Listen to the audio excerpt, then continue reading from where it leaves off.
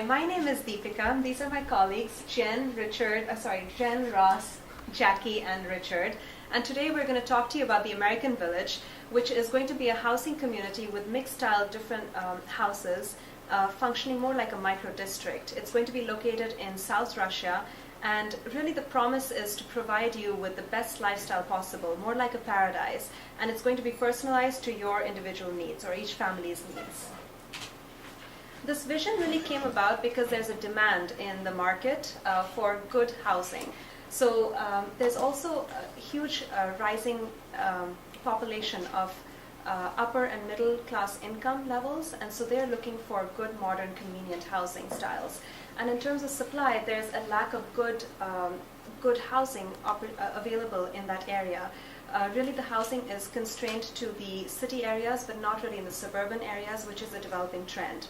So there's an opportunity to have new housing in this area, and that's where the American Village came about. Today, the agenda is going to be, first we're going to lay the foundation. So we're going to talk about the company, the project overview, and also the environmental overview. And then we will move into talking about the competition, the market analysis. So it's more like building the framework and the analysis. And then finally, we will construct the American Village with our marketing plan. So to start off, I want to talk about the company itself. The company is a two-man enterprise with Arkady, also known as the Captain, and he is the CEO of the enterprise. He is a young entrepreneur, 26 years old, and he has lived in this area all his life, also been schooled in the area. So he has studied his bachelor's in economics and finance, and really he has a good intimate understanding of the needs in the area in terms of housing. Some of the strengths of the firm include that it's really a two-man enterprise, so there's no hierarchy, no politics involved. They have a clear and unified vision as to what they want to achieve, and he can look at the big picture and also delve into the details. As for the weaknesses, they do not have any real estate experience, and so we're going to recommend a joint venture a little bit later. But also they do not have any marketing experience, and the idea is still in its infancy, so there's a lot more to be done. The project is going to function more like a micro-district, and it's going to be in the south of Russia. I wish I had a pointer to show you, but you can see here it's located in the south of Russia near Sochi. And it's going to have a lot of different housing styles, including apartments and mansions.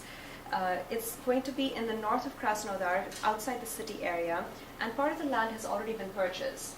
The goal is to get 100% occupancy within as little as a year, and we think that it's a very achievable goal.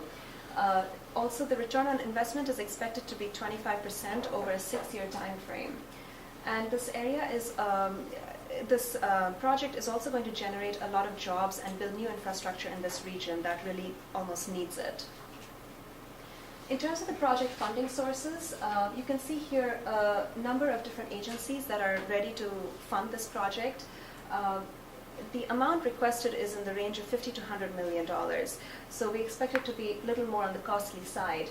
PDIF, that's Project Development International Fund, is really the main project financer, and then it's going to in turn leverage its contacts in these other agencies to get the funding. And funding, it has been earmarked, so we expect it to be coming through very soon.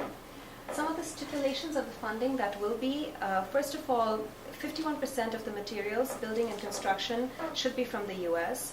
Also, best-in-class construction technology should be used from the US. And finally, the amount of money should be repaid within 17 years. Now I'm going to turn it over to Jackie to talk about the environmental overview. So in my section, the environmental overview, we're going to go over the politics, economy, law, and culture.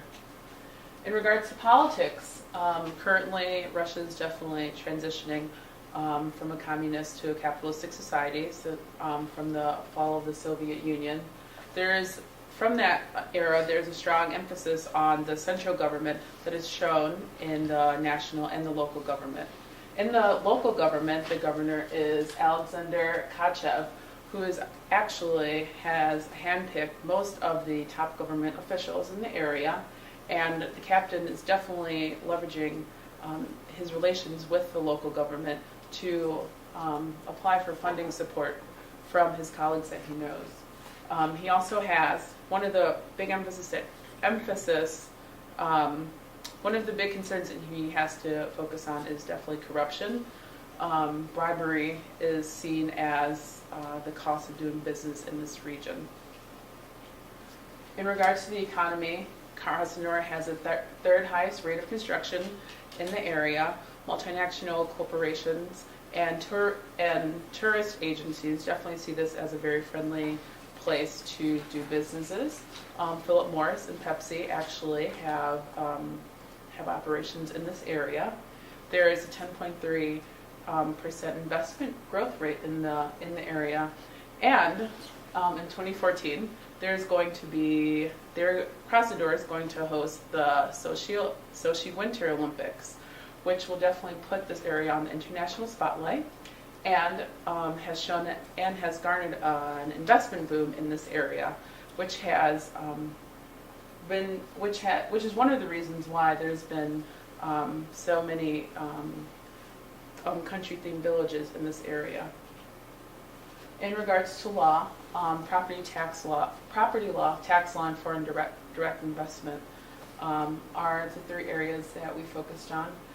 The government owns most of the land in this area, and it's very difficult to register property and to gain construction permits because of the various bureaucratic entities that exist. In regard to tax law, many of the laws are fairly new, and a lot of the Western concepts in regards to accounting have not been introduced. And in Russia, they have recently reduced the corporate tax rate from 35% to 24%, and the value-added tax rate to 20% to 18%, which is very beneficial to doing business in this area. And foreign companies can actually own 100% of a Russian company.